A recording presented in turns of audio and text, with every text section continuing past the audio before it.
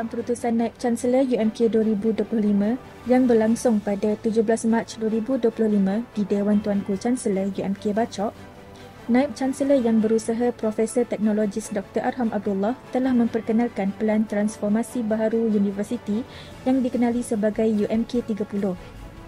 UMK 30 ialah pelan strategik 5 tahun yang memberi tumpuan kepada 5 teras utama: keusahawanan, akademik, penyelidikan, kesejahteraan pelajar dan pengantarbangsaan. Sebanyak 14 langkah awal atau quick wins telah digariskan, termasuk pembentukan pasukan tugas khas UMK 30, pengukuhan sistem akademik, pembangunan pelajar dan perancangan pelapis kepimpinan universiti.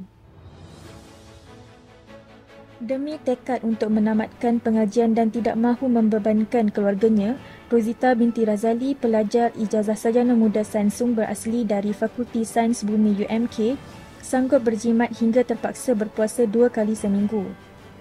Beliau kini menyewa di luar kampus dan hanya berbasikal ke UMK sejauh 3 km setiap hari. Rozita antara penerima bantuan program Kasih Sinar Ramadan 2025 anjuran UMK dan RTM yang menyumbang keperluan asas dan wang tunai kepada pelajar P40. Program ini menyantuni 10 rumah pelajar sekitar Kota Baru dan menunjukkan keprihatinan UMK terhadap kebajikan pelajarnya. Universiti Malaysia Kelantan UMK telah menerima sumbangan berjumlah RM10,000 daripada Yayasan Pembangunan Ekonomi Islam Malaysia YAPIM pada 19 Mac 2025 dalam satu majlis yang diadakan di UMK Bachok. Sumbangan tersebut disampaikan oleh Pengurus YAPIM Negeri Kelantan, Puan Cik Nur Azila binti Cik Gani kepada Naib Chancellor UMK yang berusaha Profesor Teknologis Dr. Arham Abdullah bagi membantu pelajar daripada kalangan B40 sempena sambutan Ramadan dan Aidilfitri. Naib Chancellor UMK yang berusaha Profesor Teknologis Dr. Arham Abdullah menyeru pentadbir universiti agar mengamalkan profesionalisme, berfikiran strategik dan berdaya saing dalam usaha meningkatkan kecemerlangan UMK.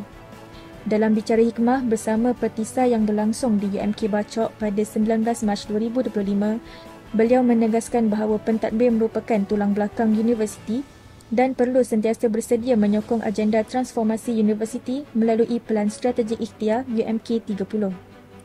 Antara inisiatif utama yang diketengahkan ialah UMK Succession Plan, iaitu program latihan kepimpinan dan pengantarbangsaan yang dirangka khusus untuk memperkasakan staf pentadbiran. UMK menandatangani memorandum perjanjian MOA dengan 5 industri di bawah Geran Penyelidikan Program Padanan Industri IMAP, Kementerian Pendidikan Tinggi pada 23 Mac 2025 di kampus kota. Kerjasama ini melibatkan Kelstone, Wal Tradisi, Ko Dewan, Aura Biocare dan Desa Cendawan Enterprise membabitkan projek penyelidikan gunaan bernilai RM2.7 juta. Naib Chancellor UMK, Profesor Teknologis Dr. Arham Abdullah berkata, MOA ini akan memperkukuh kerjasama penyelidikan antara UMK dan industri khususnya dalam pembangunan produk, teknologi dan inovasi yang memberi manfaat kepada komuniti.